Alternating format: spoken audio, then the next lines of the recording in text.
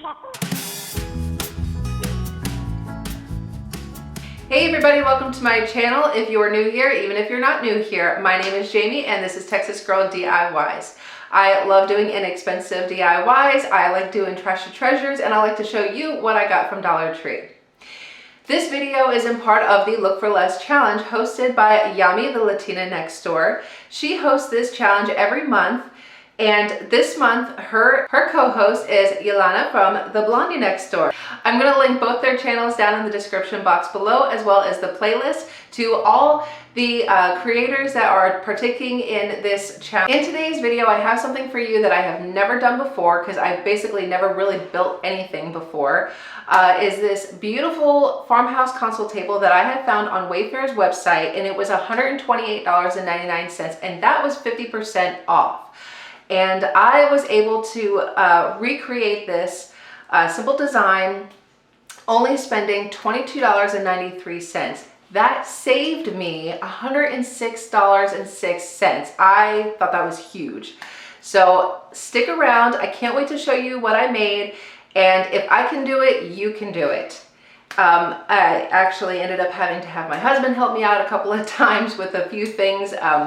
But other than that, I pretty much did everything myself in this video. So stick around and let's get building.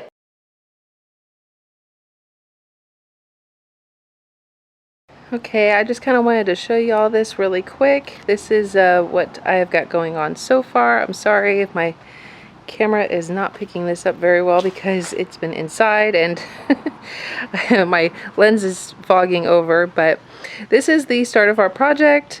This right here, these boards right here are the legs to our console table.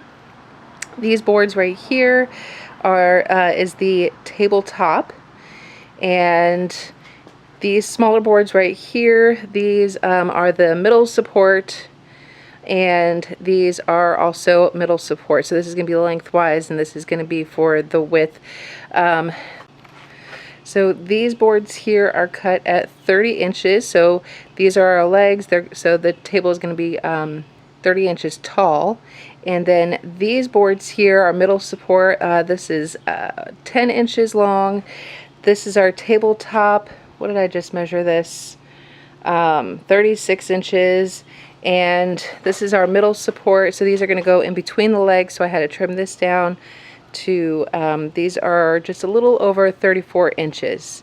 So I still have to cut the boards for our shelf that's going to be underneath. But and I'll get to that in a little bit. So I just kind of wanted to show you where we're at so far. So I've got these boards cut and getting ready to sand them. So stay tuned. So the first thing I do before I start nailing anything down is I want to sand all of my pieces first, because they're very rough, and if you were to slide your hand over them, you would probably get a splinter. So I'm just using some 120 grit sandpaper, and I'm sanding everything, including the edges. So the next thing I end up doing is that I wanted to build the two short sides of my console table with using my nail gun, which the nail gun ended up being too small because it could only hold up to 2-inch nails. I ended up going to the store and having to get a box of 3-inch nails to really hold this together, which meant I ended up having to hammer this entire project by hand. So now I just moved that support board about 5 inches high from the bottom, and I nailed that in place. And now this is also going to be part of our shelf that we're going to also add to our console table. So here I lay this whole thing on its side so I can get 2 nails in from the inside, so I won't have nails showing on the outside. This all seemed real smart until I got to do the other board, and I struggled because it's an awkward angle and it took me forever. So this step I recommend doing first, and then do the 2 short sides.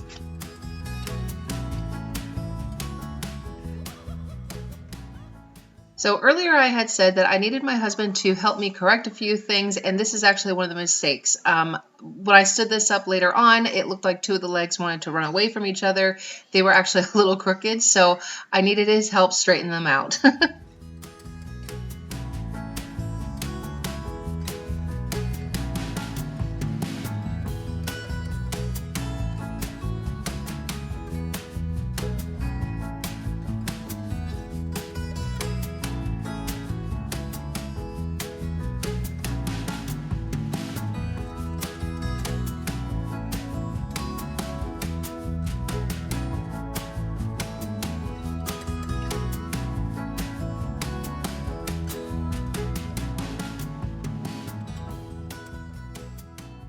And remember at the beginning of this video, I didn't use those boards for the tabletop. That's because once I got my frame done, they no longer fit. So I had to go get 4 new boards at Lowe's. They're still 1x4 boards and cost me about $4.48 per board, still keeping the cost of this project very low. And I got excited here because I cut my lines straight. I'll tell you, doing a project like this will definitely give you the practice you need of cutting straight lines. And that's my big puppy Angus, keeping me company out here. Well, he's not really a puppy. He's actually 7, but he's my big baby.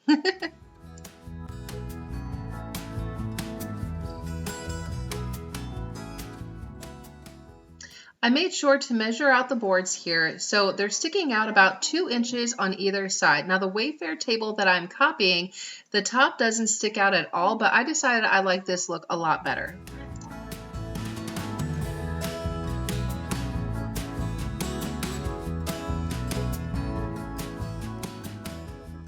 Thankfully, these 1x4 boards were thin enough where these 2-inch nails that I was able to use with the nail gun worked just fine. So no more hammering for me.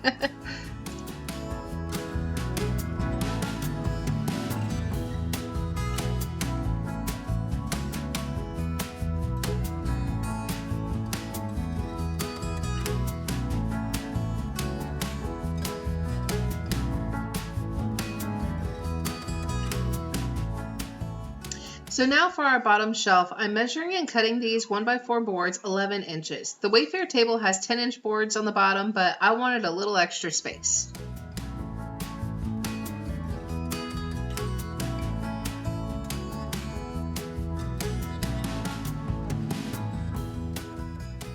All I did here was cut the first board and then use that to measure out all my other pieces.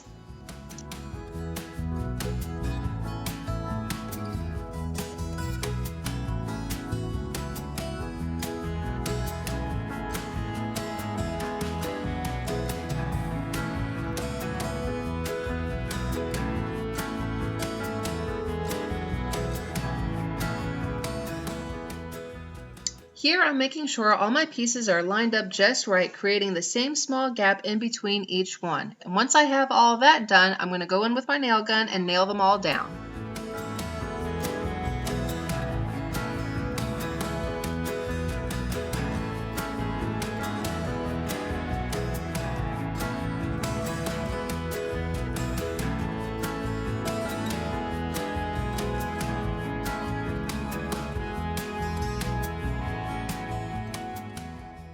Next, I just go in with some wood filler to cover up those spots where the nails are.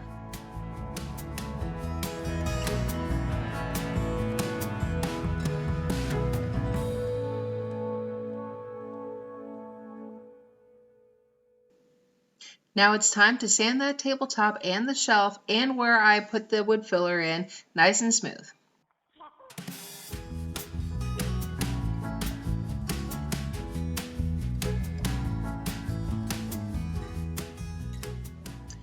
Now comes the real fun part. I'm just going in with this Kilz White chalk paint, and I did 1 coat on just the frame. I chose to only do 1 coat on the frame because I really liked the wood grain, and I wanted that to be able to show through. Now, if you were to take on this project and you don't want the wood grain to show through, then go ahead and do 2 coats.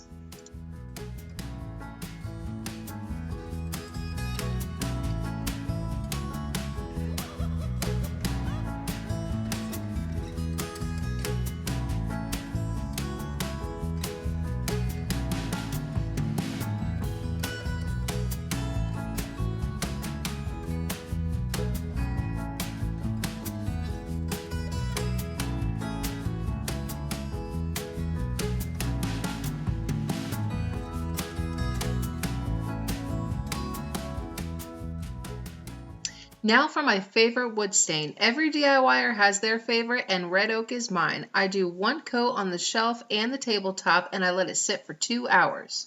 Now I know some people have never stained anything before. Don't be intimidated. It's as easy as wiping your countertops. Stain can have an odor some people don't like, and for some that is more sensitive to odors, you definitely want to do this outside.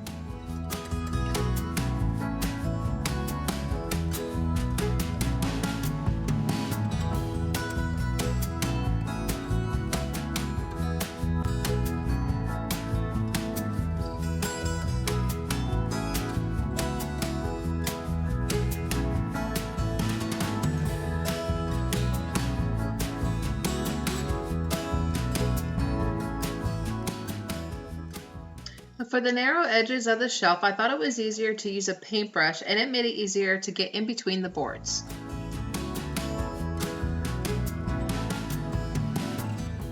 This was definitely my favorite part. It was like those pieces of wood coming to life with that gorgeous stain.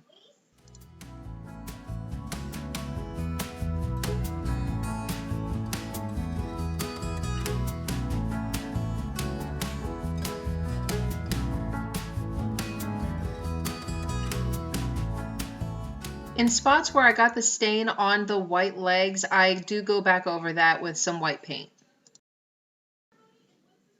Then I apply a coat of this polyacrylic sealer over the entire table and I let it sit for 2 hours. I didn't film it, but I go back in with 120 grit sandpaper and I hand sand it, just the tabletop and the shelf. Once I did that, I applied a second coat of sealer, let it sit for another 2 hours, and then hand sanded it again, but this time with 600 grit sandpaper, which really gave it a smooth finish, and then applied a third coat of sealer and then called it good.